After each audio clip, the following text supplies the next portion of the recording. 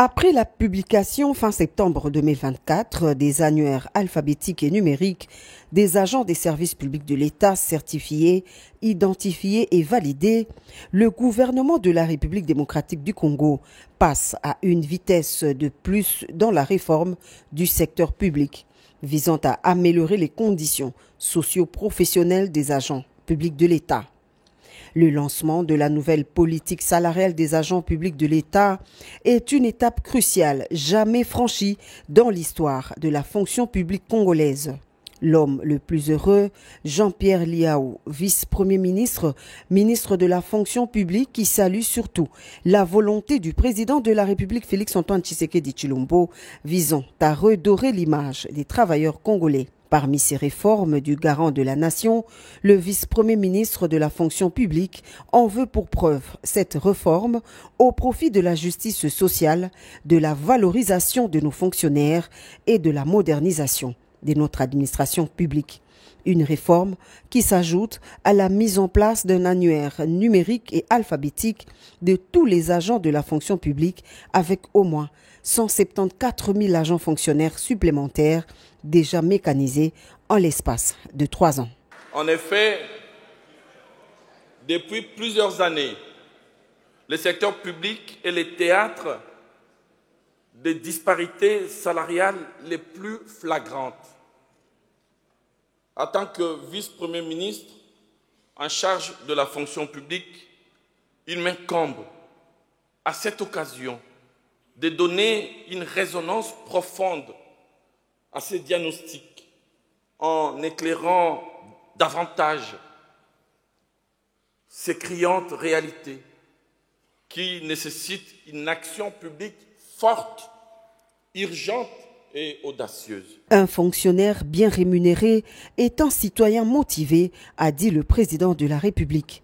La question des salaires des agents de l'administration publique, une priorité pour Félix-Antoine Tshisekedi Tshilombo, qui dans son discours a souligné l'importance de cette réforme pour la stabilité économique et sociale du pays. Cette nouvelle politique devra impérativement garantir une rémunération juste, fondée sur les efforts fournis, les qualifications détenues et les responsabilités assumées, sans favoritisme entre institutions. Devra reposer sur une grille salariale unique, lisible et accessible à tous,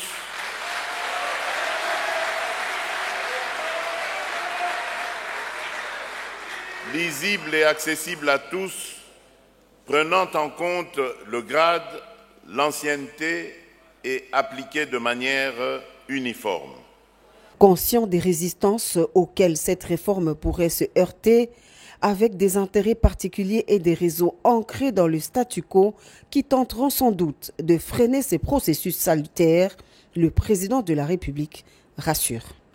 Il est temps que la loi des puissants ne prime plus sur la justice due aux plus modestes.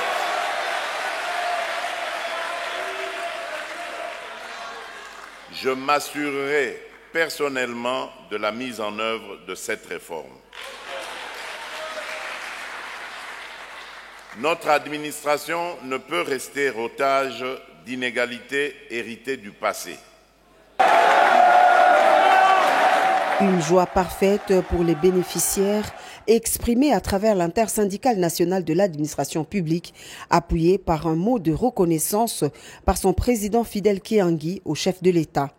Le lancement de la nouvelle politique salariale des agents de l'administration publique est une réforme qui ne relève pas uniquement d'une nécessité administrative, mais constitue également un impératif moral et social, traduisant notre volonté de bâtir un État plus juste, plus performant et plus humain, a conclu le numéro 1 des agents publics de l'État congolais.